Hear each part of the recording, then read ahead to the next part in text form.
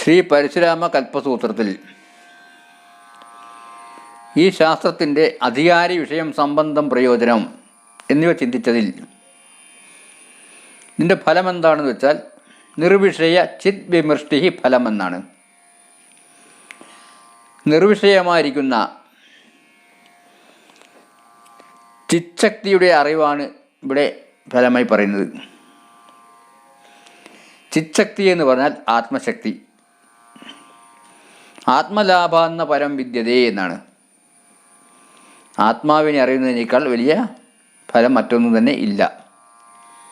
അതാണ് വേദാന്ത വാക്യങ്ങളിലൊക്കെ തന്നെ ഉള്ളത്. അപ്പോൾ മറ്റുള്ളതായ ഭൗതികമായിരിക്കുന്ന തൃഷ്ണകളിൽ നിന്നൊക്കെ തന്നെ സ്വയം മോചനം നേടി ആത്മസാക്ഷാത്കാരം സാധിപ്പിച്ച യോഗീശ്വരന്മാർ നിരന്തരമായ ആനന്ദം അനുഭവിക്കുന്നു. അതാണ് ഈ ശാസ്ത്രത്തിൻ്റെ ഫലം.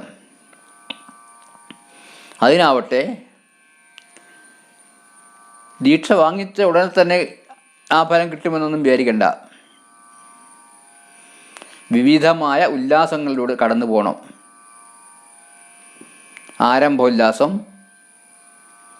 തരുണോല്ലാസം, യൗവനോല്ലാസം, പ്രൗഢോല്ലാസം,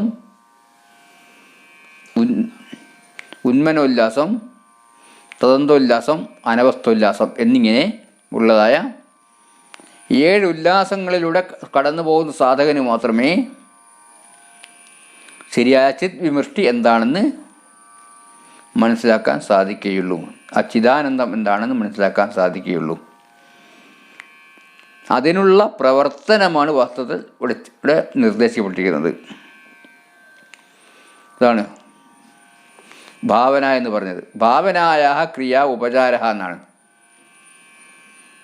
ഭാവനയെക്കുറിച്ച് പറയുന്നത്. ഭാവനയുടെ ക്രിയയാണ് ഉപചാരങ്ങൾ. അപ്പം ഇത്തരം ഉപചാരങ്ങളിലൂടെ ഭാവനാദാർഢ്യം വർദ്ധിപ്പിച്ചെടുത്ത്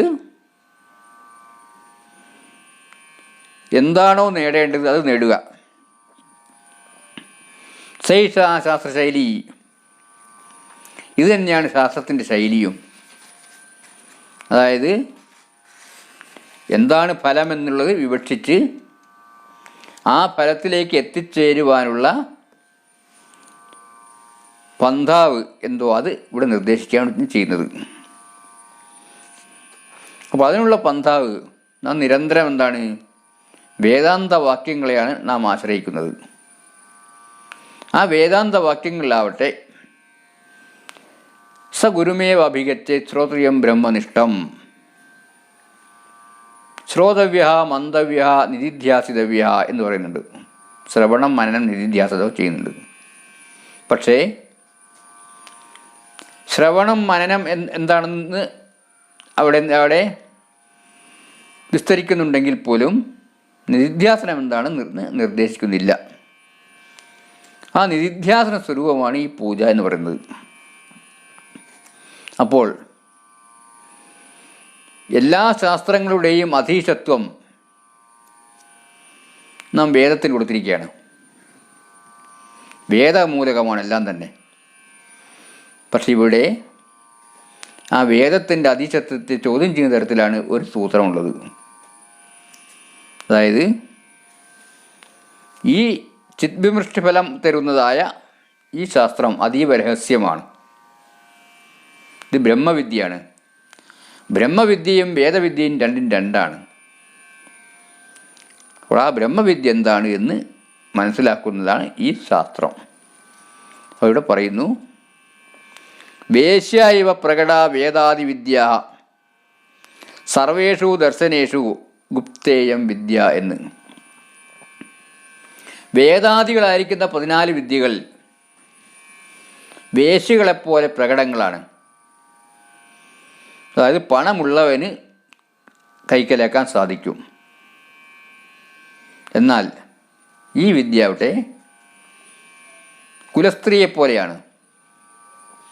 സർവദർശനങ്ങളിലും വളരെ രഹസ്യമായിട്ട് വെച്ചിരിക്കുകയാണിത്.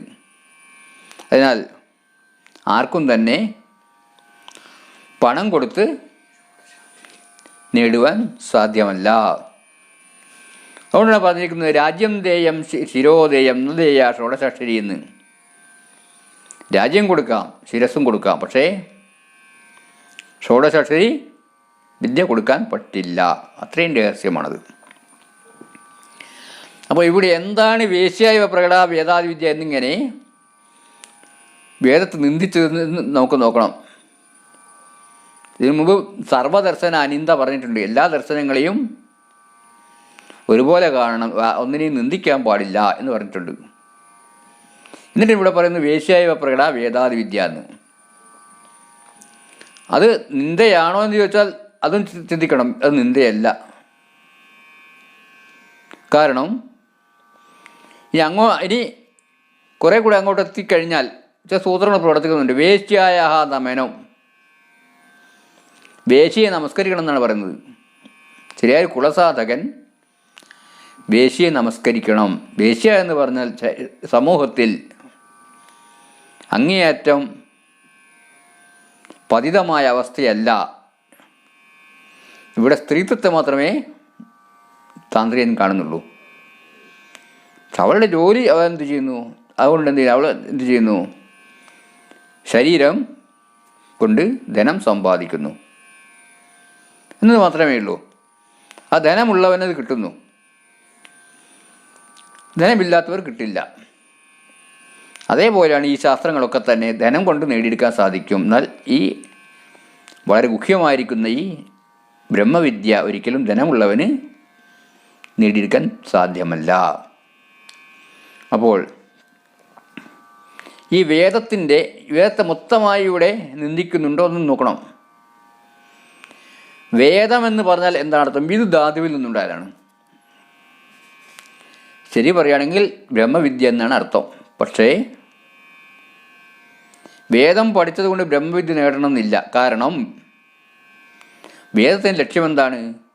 സ്വർഗകാമോ യജേത, സ്വർഗത്തിലേക്ക് എത്തിച്ചേരുക എന്നാണ് ലക്ഷ്യം. യാഗം ചെയ്തിട്ട് സ്വർഗത്തിലേക്ക് എത്തിച്ചേരുക. ആ സ്വർഗവും നിരർത്ഥകമാണ് എന്ന് പറയുന്നു.